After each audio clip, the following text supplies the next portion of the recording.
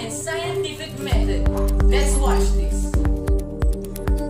In this What Is video, we're gonna try to pinpoint an answer to the question, what is science? Science can be defined as the process of observing itself and questioning the world around us. We also sometimes call the things we learn through experimentation. In fact, the term science itself comes from a Latin word that means knowledge, and the names of many branches of science end with ology, which means study of in Greek. Scientists aim to gain new knowledge through a disciplined set of steps called the scientific method. The scientific method consists of asking a question, proposing a possible solution called the hypothesis, testing the hypothesis through a series of experiments, examining the results of the experiments to see if the hypothesis has been supported or refuted, and then proposing a new question or a new hypothesis. Science never ends. Every day scientists make new discoveries and answer new questions. But there are always new mysteries and problems to solve.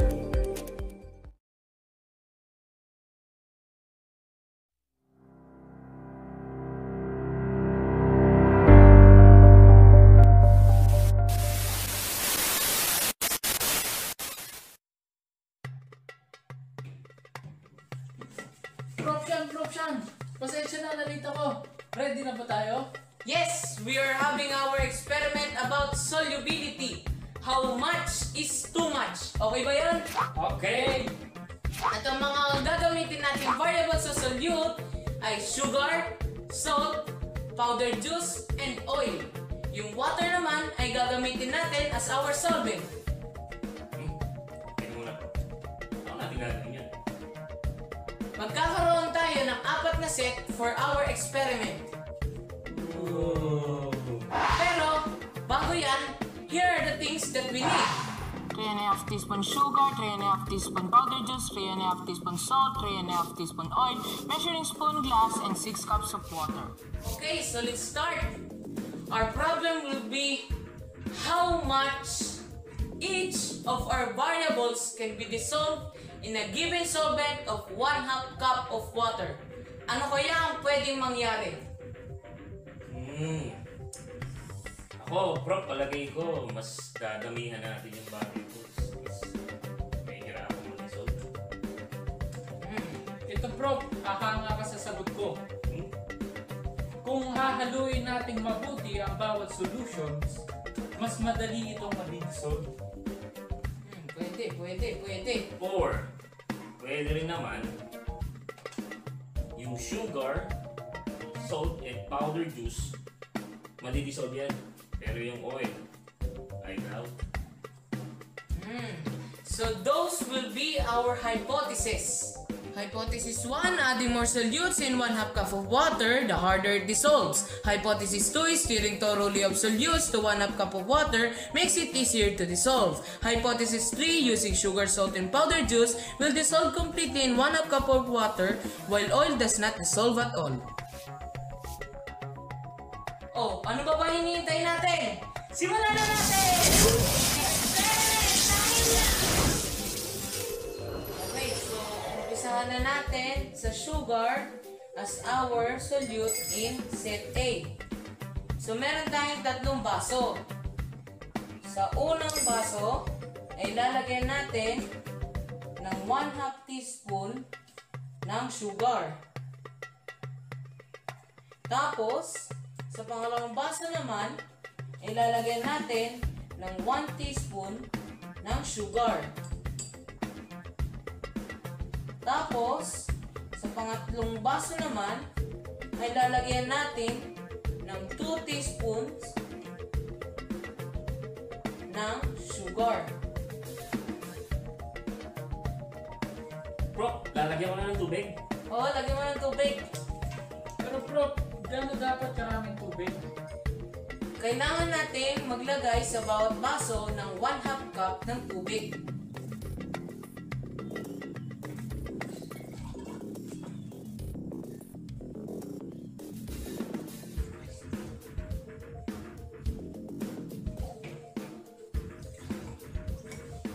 Tapos, hahaluin natin sila ng mabuti para malaman natin kung sila ba ay na-dissolve completely, partially, or hindi na-dissolve or not at all. Oh, unti-unti na siya nilulusaw, bro. Galing naman. As you can see naman, wala nang sugar crystals na natira sa liquid. Bro, yung glass 1, 2, and 3, unti-unting nalulusaw yung mga sugars sa 1/2 cup of water. Paano nangyari yun po?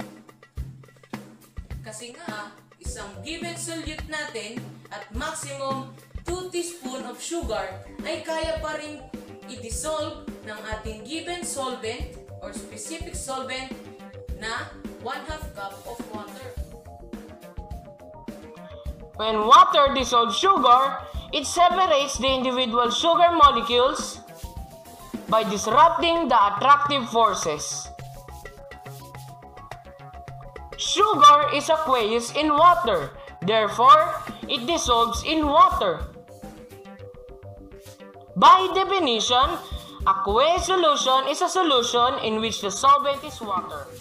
As the sugar molecules spread evenly throughout the water, the sugar easily dissolves. I believe!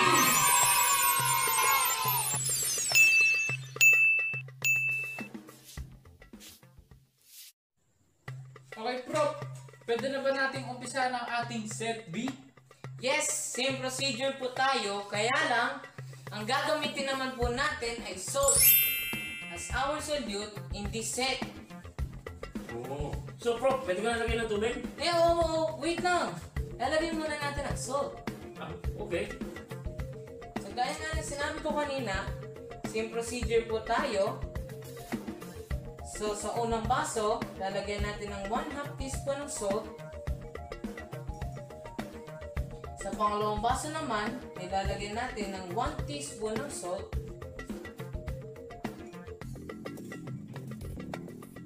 At sa pangatlong baso naman, ilalagyan naman natin ng 2 teaspoon ng salt. Yan. Pwede ko na lagyan ng tubig. Opo.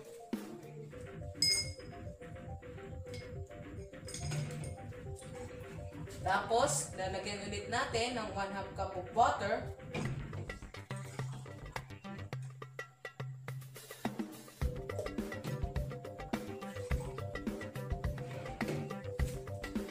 Ako na kaya maghalo? Ayos yan, go ahead. Okay, let's see. Let's see.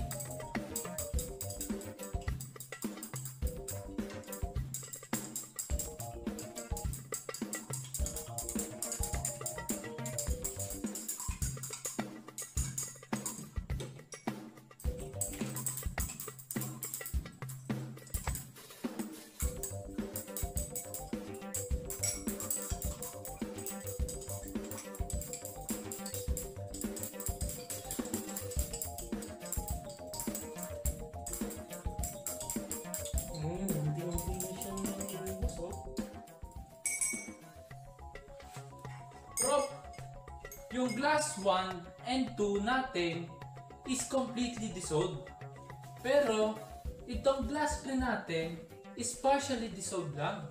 Ba't ganun?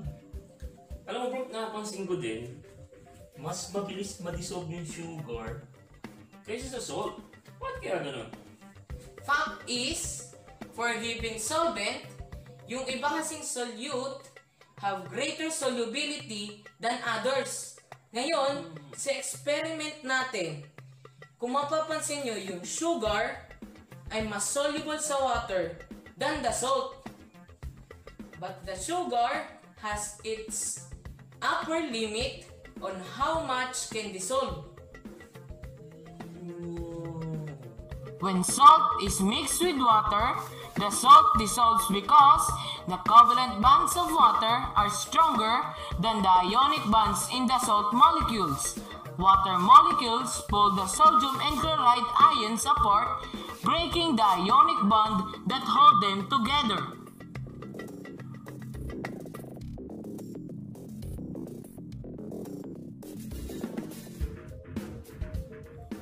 By definition, covalent bond is a chemical bond that involves sharing of electron pairs between atoms. Ionic bond is a type of linkage formed from the electrostatic attraction between oppositely charged ions in a chemical compound. Ang galing naman nun, Prof.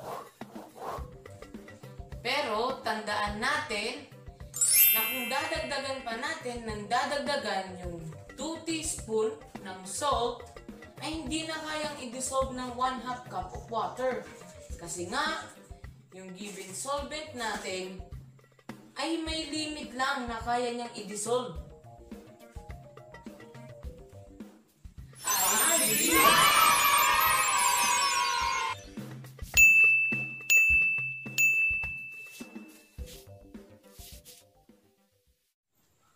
Prof, pangatlong set na tayo.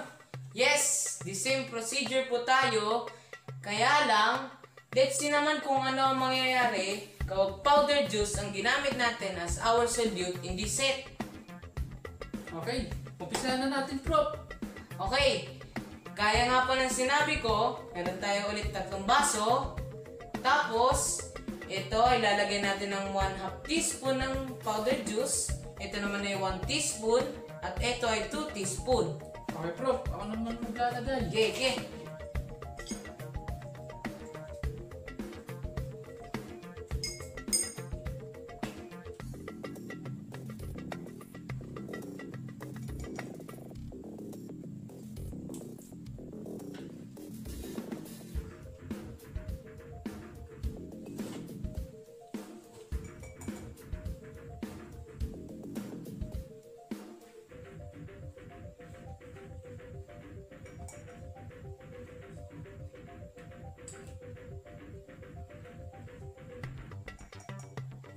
Ayan, may powder juice na.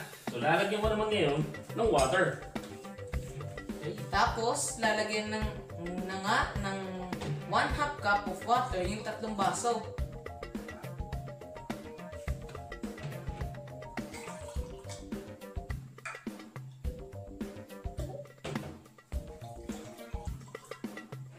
Tapos, hahaluin na natin sila.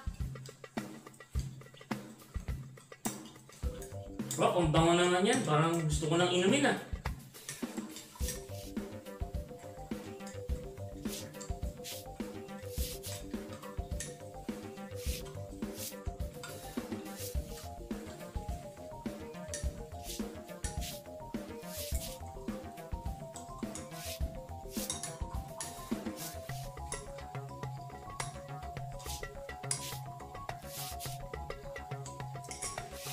Okay, so, what did you observe? Prof, yung glass 1 and 2 are completely dissolved. Pero itong glass 3 natin is partially dissolved. Bakit kaya ganon? Kung natatandaan natin yung sa salt, yung glass 1 and 2 completely dissolved din. Pero yung 3, partially, it means habang dinadagdagan natin, mas bumabagal siya ma-dissolve. Pero, pare-pares pa rin naman silang soluble. Di ba, Prof? You're right. Powdered juice dissolves in water because it is soluble in water. In other words, the bonds in the powder are weak enough to be broken by the water, resulting it to dissolve. As powdered juice dissolves in water, the water also changes in color, typically to whatever juice is, like orange fruit flavor to orange color. By definition, powdered drink mix is a processed food product, a powder designed to mix usually with water to produce a beverage resembling fruit juice or soda. Ang powdered juice ay dissolving powder sa water, allowing the water of hydration to surround it. This new fruit punch is simply hydrated juice powder, which is not a new chemical compound, but an anhydrate plus water molecules surrounding it. Do you believe?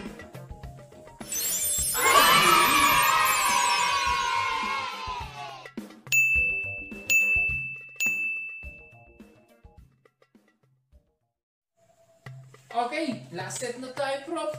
Go, go, go! Tingnan natin ngayon kung may difference to from our last set. Exciting to, Prof. Kasi liquid ang gagamitin natin variable para sa set na to. Tama ka! Ang gagamitin naman natin ngayon ay oil as our solute.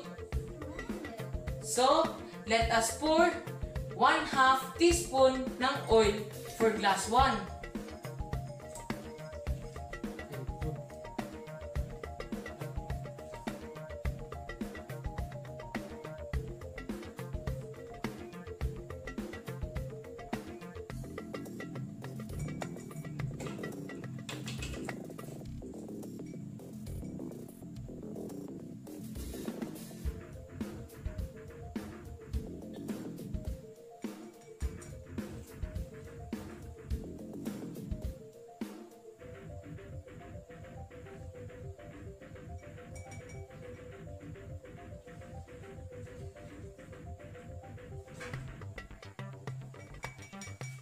Tapos, ngayon naman, ilalagay naman natin ng 1/2 cup of water yung lahat ng baso.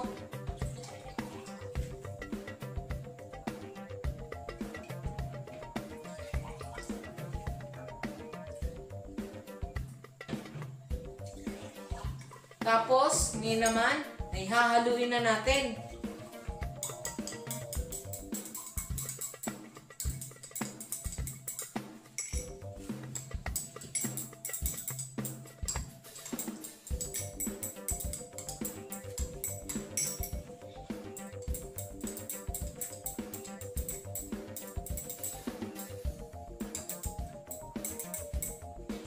Ha?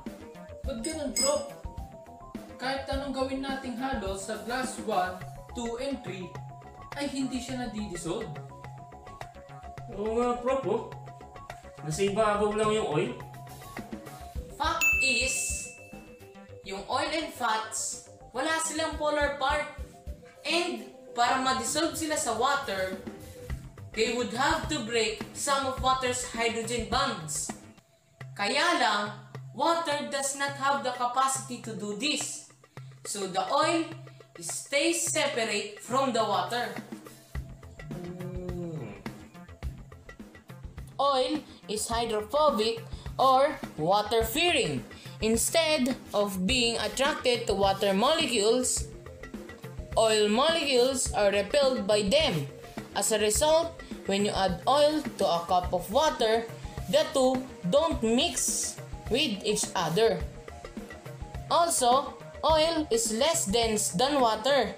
It will always float on top of water, creating a surface layer of oil.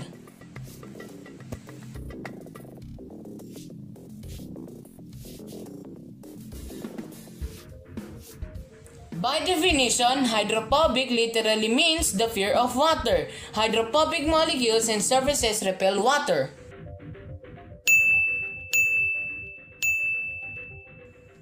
Okay, so tapos na tayo sa ating experiment. Ngayon, ano ang ating conclusion? I therefore conclude that sugar, salt, and powdered juice are all soluble in 1/2 cup of water. Kaya lang, yung salt and powdered juice dun sa ating glass 3, medyo tumagal siyang i-dissolve kasi nga habang dinadagdagan natin, mas humihirap siya talaga ma-dissolve. At yun namang ating oil ay not at all dahil hindi siya na-dissolve. Generally, the amount of solute you can dissolve in a specific solvent is limited, like in 1/2 cup of water. At some point, the solution becomes saturated. Also, sugar is the most soluble, while oil is insoluble. Do we believe? I believe!